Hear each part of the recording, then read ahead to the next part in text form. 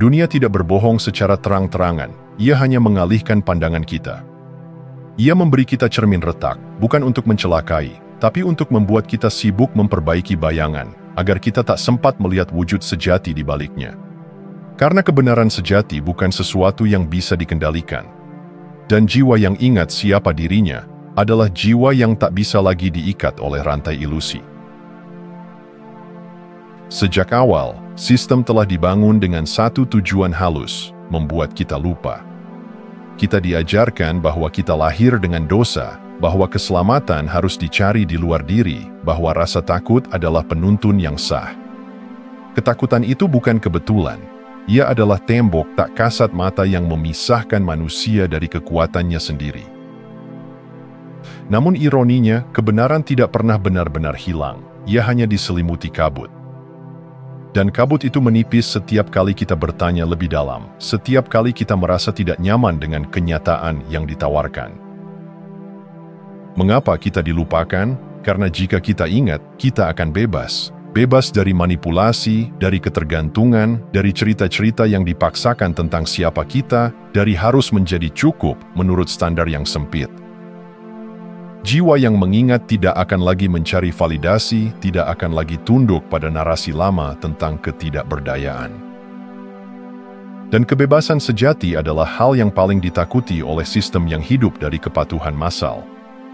Jadi, penghapusan kebenaran bukan hanya soal konspirasi, ini tentang spiritualitas yang dikebiri, ini tentang manusia yang dijauhkan dari pusat kuasanya sendiri. Tapi dalam diam, dalam rindu, dalam pertanyaan yang tak bisa lagi diabaikan, jiwa mulai ingat. Dan saat satu jiwa ingat, dunia berubah. Karena dunia ini, sesungguhnya, hanya menunggu kita untuk mengingatnya kembali.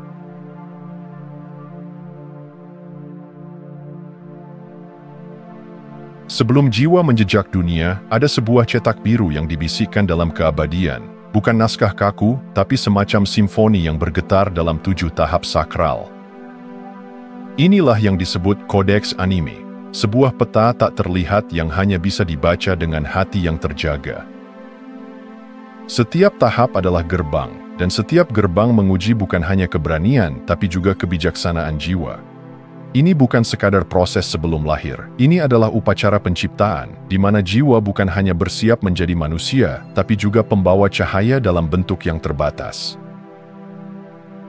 Namun, seperti buku kuno yang ditutup rapat, kebanyakan dari kita melupakan kodeks ini. Dunia terlalu bising, terlalu sibuk memberitahu kita siapa kita seharusnya menjadi, hingga kita lupa siapa kita sebenarnya. Tapi jejaknya tetap ada, dalam mimpi yang terasa terlalu nyata, dalam rasa yang tak bisa dijelaskan, dalam bisikan yang muncul ketika segalanya sunyi. Buku yang sedang kamu baca bukan sekadar teks, ia adalah cermin. Ia tidak memberimu jawaban. Ia mengingatkanmu pada pertanyaan yang pernah kamu ajukan sebelum kamu dilahirkan. Ia tidak memaksamu percaya. Ia menuntunmu pada getaran yang sudah lama kamu kenal, namun lama terkubur. Kodeks Anime bukan dogma. Ia adalah undangan untuk mengenali bahwa hidupmu tidak acak, bahwa rasa sakit, keajaiban, kehilangan, dan cinta yang kamu alami bukan tanpa makna.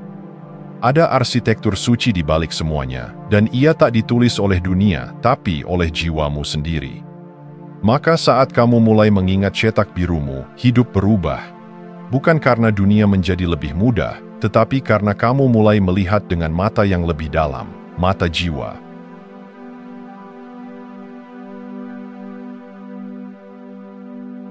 Sebelum langkah pertama di bumi, ada panggilan sunyi yang hanya bisa dirasakan, bukan didengar. Ia bukan suara dalam arti biasa, ia adalah getaran, sebuah tarikan lembut yang menjalar hingga ke inti keberadaan.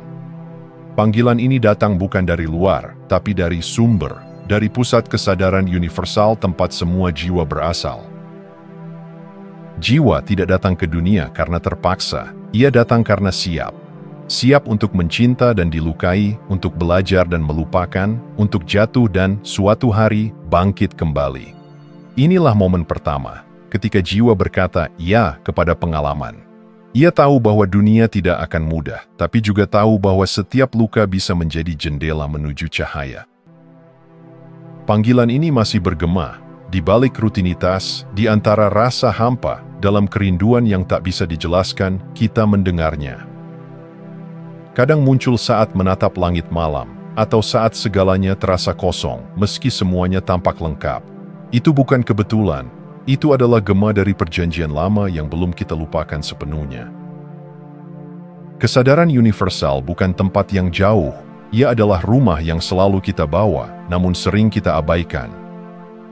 Ketika kita mulai merasakan kembali panggilan itu, kita mulai melihat hidup dengan cara yang berbeda. Setiap kejadian menjadi pesan, setiap pertemuan menjadi kode, dan setiap keheningan menjadi jembatan pulang.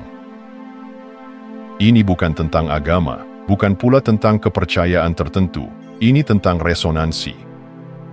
Ketika hati mulai berdetak seirama dengan sesuatu yang lebih besar, lebih luas, dan lebih penuh cinta daripada yang pernah diajarkan pada kita.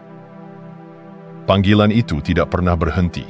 Kita hanya perlu diam sejenak dan mendengarkan.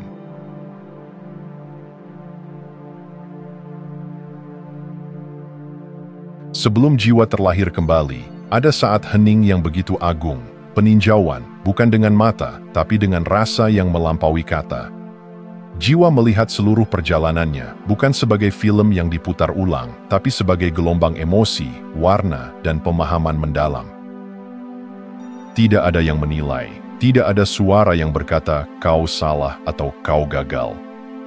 Yang ada hanya kesadaran tertinggi, dirimu sendiri dalam bentuk paling murni, yang memeluk seluruh kisahmu dengan kasih yang tak bersyarat.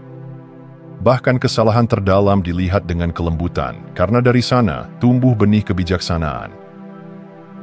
Bayangkan kamu melihat hidupmu seperti cahaya yang menyinari dan menembus semua aspek diri, keputusan yang diambil, luka yang diberi dan diterima, cinta yang dibagi, serta peluang yang dilewatkan.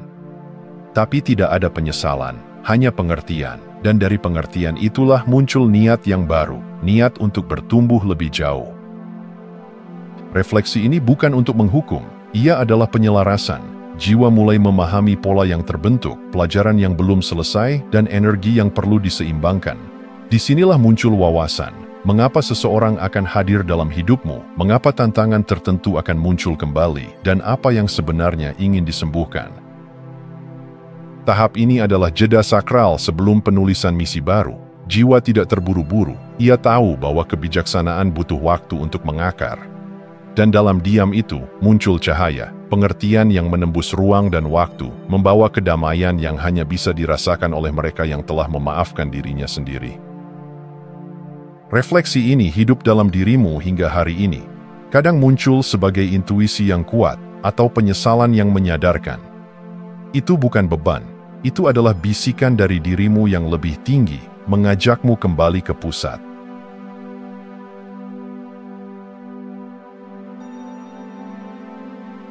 Setelah refleksi mendalam, jiwa tidak melangkah sendiri. Dalam ruang yang tak terikat waktu, ia bertemu dengan dewan jiwa, makhluk cahaya, bijak, penuh kasih, yang telah berjalan jauh melampaui batas pengalaman duniawi. Mereka bukan hakim, mereka adalah sahabat roh, penasihat ilahi, dan cermin dari kebesaran yang tersembunyi dalam dirimu. Bersama mereka, jiwa mulai menulis ulang bab selanjutnya. Tapi ini bukan cerita yang ditentukan, ini adalah kolaborasi, jiwa membawa niat, dewan membawa perspektif. Lalu, dalam keheningan penuh cinta, mereka menenun kemungkinan, pelajaran yang akan datang, tantangan yang diperlukan, serta jiwa-jiwa lain yang akan bersinggungan di bumi, baik sebagai sahabat, guru, atau bahkan musuh yang menyamar. Yang ditulis bukan hanya peristiwa, tapi frekuensi, getaran. Jiwa tidak memilih menjadi dokter, penulis, atau pengusaha. Ia memilih untuk menyembuhkan, membebaskan, menginspirasi, mengguncang, atau menyadarkan. Profesi hanyalah wadah. Misi sejati adalah energi yang terus berdenyut dalam tindakan sehari-hari. Seringkali kita merasa hidup ini acak, tetapi bila kita hening sejenak dan melihat ke belakang, kita bisa merasakan benang merah yang menyambungkan segalanya. Perasaan bahwa kita dipanggil ke sesuatu yang lebih besar bukan ilusi. Itu adalah gema dari penulisan misi ini, kode yang ditanamkan dalam batin untuk suatu hari diaktifkan. Saat kamu merasa hidupmu tidak berarti, ingatlah, kamu membawa misi yang tidak dimiliki siapapun selain dirimu. Kamu adalah satu frekuensi unik di dalam simfoni besar semesta. Dunia mungkin mencoba membuatmu lupa, tapi setiap kerinduan dalam hatimu untuk melakukan sesuatu yang bermakna adalah panggilan dari misi yang telah kamu setujui jauh sebelum kamu lahir.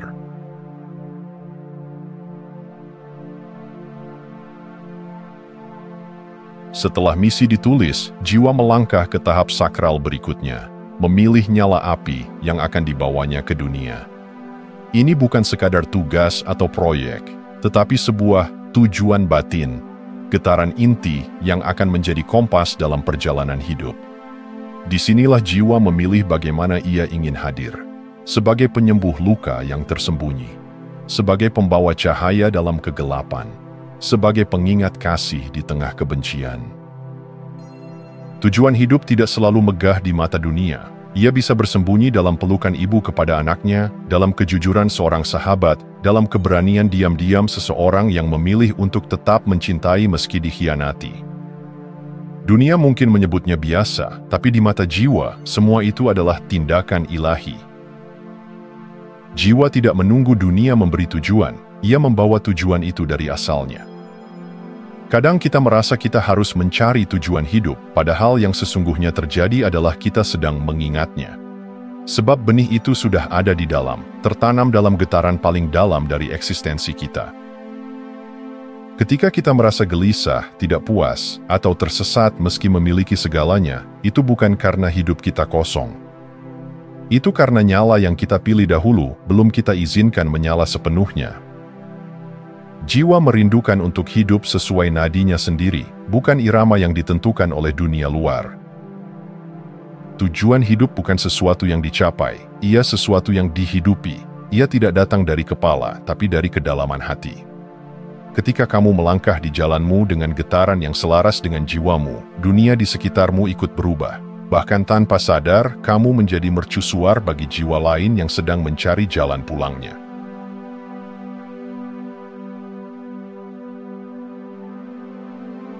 Dengan tujuan telah dipilih, jiwa kini menatap wadah yang akan ia huni, tubuh, dan garis keturunan tempat ia akan dilahirkan. Ini adalah momen penuh kesadaran, bukan kebetulan. Jiwa tidak sekadar dijatuhkan ke dalam hidup.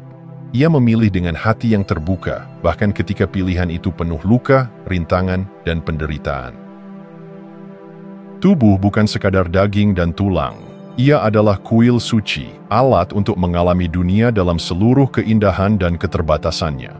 Jiwa memahami bahwa tubuh tidak akan sempurna. Tapi justru dalam ketidaksempurnaan itu, ada potensi untuk tumbuh, berubah, menyembuhkan, dan mengingat siapa dirinya. Begitu pula dengan keluarga, kita tidak selalu dilahirkan dalam pelukan yang hangat. Terkadang kita lahir di tengah kekacauan, penolakan, atau rasa tidak dimengerti. Namun jiwa tidak memilih karena kenyamanan, ia memilih karena peluang untuk bangkit. Luka yang diwariskan oleh garis keturunan bukan kutukan, tapi ladang untuk menumbuhkan cahaya baru yang belum pernah ada. Jiwa melihat jauh melampaui nama dan status keluarga.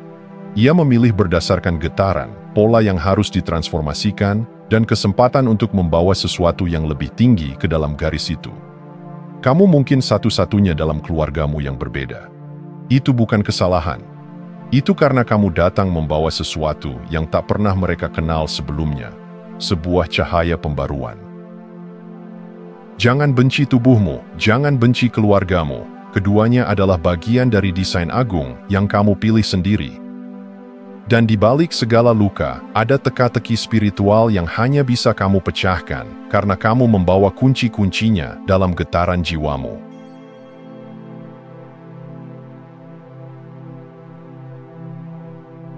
Setelah tubuh dan keluarga dipilih, jiwa bersiap untuk langkah yang paling paradoksal, melupakan segalanya yang baru saja ia rencanakan. Ini bukan kesalahan, bukan kecelakaan, bukan kekejaman semesta. Ini adalah bagian dari permainan ilahi, tirai lupa yang dirancang dengan penuh cinta dan kebijaksanaan. Mengapa jiwa harus lupa? Karena hanya dalam pelupaan, kita bisa mengalami pencarian sejati. Tanpa lupa, tidak akan ada makna dalam menemukan. tanpa gelap tidak akan ada cahaya yang menyentuh hati. Jiwa tahu bahwa kelupaan ini akan menyakitkan, membingungkan, bahkan terasa seperti keterpisahan yang tak tertanggungkan. Namun ia memilihnya demi pembelajaran yang otentik dan mendalam. Tirai ini tidak sempurna, ia retak, dan melalui retakan-retakan itu, cahaya ingatan menyelinap masuk. Mimpi aneh yang terasa nyata, deja vu yang menusuk hati, kerinduan yang tak bisa dijelaskan dengan logika, rasa rumah yang muncul saat membaca sesuatu, melihat seseorang, atau mendengar bisikan batin. Itu semua adalah gema dari kebenaran yang disembunyikan sementara, bukan karena dibuang, tapi karena sedang dipelajari kembali. Dalam pelupaan, manusia menjadi rapuh, tapi justru dalam keretakan itulah benih kekuatan sejati tumbuh. Kita belajar mencintai bukan karena tahu segalanya, tapi karena memilih untuk tetap mencintai meski lupa. Kita belajar percaya, bukan karena sudah melihat, tapi karena merasakan sesuatu yang lebih dalam dari logika. Lupa bukanlah kekalahan, ia adalah kesempatan untuk memenangkan kembali cahaya dengan penuh kesadaran. Dan ketika ingatan mulai kembali, satu demi satu, kita tidak lagi sama. Kita lebih lembut, lebih bijak, lebih kuat. Karena cahaya yang ditemukan kembali adalah cahaya yang telah dipilih untuk dilupakan, dan kemudian diingat dengan cinta.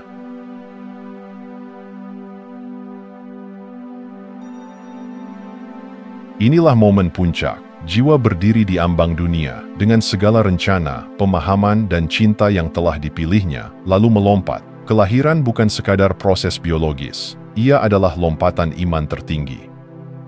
Jiwa yang tahu, memilih untuk masuk ke dunia yang penuh batas, ketidaktahuan dan kemungkinan luka, demi satu alasan, mengingat kembali siapa dirinya melalui pengalaman. Bayangkan keberanian itu, dari cahaya tanpa batas, ke dalam tubuh yang rapuh, dari ruang ketidakterbatasan, ke dalam waktu yang sempit dan menyesakan. Namun, jiwa tidak takut. Ia tahu bahwa dalam setiap napas, dalam setiap momen kehidupan, akan ada peluang untuk mengenal dirinya kembali, bukan dengan teori, tapi dengan hidup yang dijalani penuh kesadaran. Lompatan iman ini bukan lompatan buta, ia penuh pengertian dan harapan. Jiwa tidak melompat untuk dihukum, tapi untuk tumbuh. Ia tahu bahwa tirai lupa akan menebal, bahwa dunia akan mencoba memadamkan cahaya, bahwa suara ilahi dalam dirinya akan tertutup oleh kebisingan. Tapi ia juga tahu, cahaya sejati tidak pernah padam, ia hanya menunggu untuk ditemukan kembali. Setiap tangisan bayi bukan hanya tangisan fisik, ia adalah gema dari keberanian spiritual. Sebuah suara yang berkata, "Aku di sini, aku telah datang, meskipun aku lupa, aku akan mengingat." Dan kamu, yang sekarang menonton ini, telah melewati lompatan itu. Kamu adalah bukti bahwa jiwa memilih datang, memilih lupa, dan kini, memilih untuk mengingat kembali. Perjalananmu bukan kebetulan, ia adalah bukti dari keberanian terdalam yang pernah ada.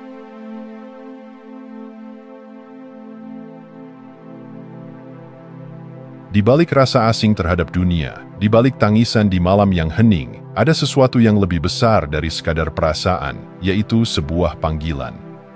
Kita sering merasa seperti telah lupa siapa kita, tapi kenyataannya, kita sedang mengingat. Ingatan bukanlah proses mendadak, melainkan perjalanan bertahap yang dibimbing oleh bisikan jiwa. Rasa sakit yang kamu alami, itu bukan kebetulan. Ia adalah sinyal, sebuah panggilan dari dalam untuk berhenti, merenung, dan bertanya, apakah ini semua ada artinya? Rasa rindu yang tak bisa dijelaskan dengan kata, itu adalah jejak dari rumah sejati kita, yang tidak pernah benar-benar hilang. Kita tidak tersesat, kita hanya sedang berada di tengah proses kembali pulang. Sistem dunia mungkin mencoba menutupi kebenaran, lewat distraksi, ketakutan, dan suara-suara eksternal yang berkata kita tidak cukup. Tapi ingatan spiritual punya kekuatan yang jauh lebih besar. Ia muncul tiba-tiba dalam bentuk kalimat yang menggugah, lagu yang menusuk batin, atau pandangan mata dari orang asing yang terasa familiar. Dan saat itu terjadi, kita tahu, walau hanya sekejap, bahwa ada sesuatu yang lebih, dan kita pernah mengetahuinya. Kamu tidak pernah benar-benar lupa, Kamu hanya sedang menempuh perjalanan yang memang dirancang untuk melupakan sementara, agar ketika kamu mengingat kembali, ingatan itu menjadi milikmu sepenuhnya, bukan warisan, bukan dogma, tapi kebenaran yang ditemukan ulang dengan hati dan pengalaman. Inilah titik baliknya. Saat kamu mulai menyadari bahwa segala sesuatu yang kamu alami, keraguan, rasa hampa, bahkan kebingungan, semua adalah bagian dari proses mengingat. Dan kini, di hadapan kesadaran ini, kamu tidak lagi sama. Kamu sedang bangkit, perlahan namun pasti, menuju cahaya yang sejak awal memang sudah menjadi bagian dari dirimu.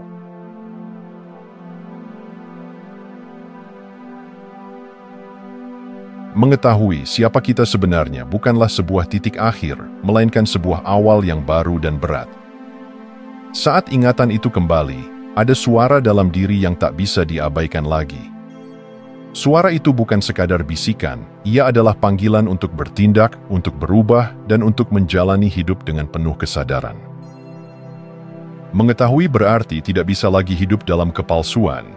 Ilusi yang dulu menutupi pandangan mulai menghilang, dan kita melihat dunia dengan mata yang jernih, meski kadang menyakitkan. Kita sadar bahwa kebohongan, ketakutan, dan keterikatan yang dulu membelenggu harus dilawan. Tidak dengan kekerasan, tapi dengan cahaya dari dalam. Tanggung jawab ini bukan beban yang menjatuhkan, melainkan cahaya yang menuntun. Dunia yang penuh ketidaktahuan dan kegelapan membutuhkan mereka yang telah mengingat. Mereka yang mampu menyalakan obor kebenaran, menunjukkan jalan, dan membangunkan jiwa-jiwa yang masih tertidur. Namun perjalanan ini bukan mudah. Kadang kita harus berjalan sendirian, menghadapi keraguan dan penolakan, bahkan dari orang-orang terdekat. Tapi itulah bagian dari misi jiwa, untuk menjadi mercusuar dalam gelap, untuk menyalakan harapan, meski angin badai menerpa. Jadi setelah mengetahui apa yang akan kamu lakukan, apakah kamu memilih untuk tetap diam, ataukah kamu berani menjadi cahaya di dunia yang gelap? Ingatlah, setiap langkah kecil yang kamu ambil dengan penuh kesadaran adalah kontribusi besar bagi kebangkitan kolektif. Menjadi seseorang yang mengingat berarti menjadi pembawa perubahan, dan perubahan sejati dimulai dari dalam diri. Ini adalah panggilan suci, untuk hidup, mencintai, dan berani menjadi nyata. Karena dunia menunggu, dan kita adalah jawaban dari panggilan itu. Terima kasih sudah menonton. Jangan lupa like, komen, dan subscribe untuk dukung channel ini terus berkembang. Sampai jumpa di video selanjutnya.